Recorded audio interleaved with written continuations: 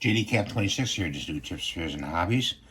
And we have the PPQ2. It's a Walther pellet gun. And I want to show you how to change the CO2 on it. So you have a magazine release on this side.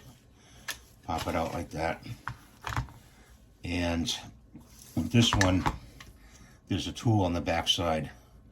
So you have to peel the back of the handle off, and there's a tool right there. And then this on the bottom here, you slide that forward like that. Okay, slot the tool in. I'm gonna let the remaining CO2 out. Okay. Push it out from the right side. Put it off to the side. So you want to put a drop of pellet gun oil on the top of that and slot it in. This would be the left side of the magazine. Slide it in there like that. Take up with the tool as much as you can. Give it a quick turn like that.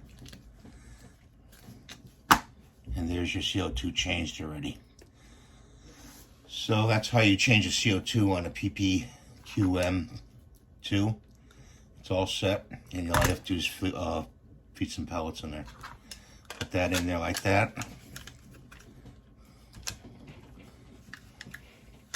Let's put the back side on it. Clip the back side back on, and then put it in there.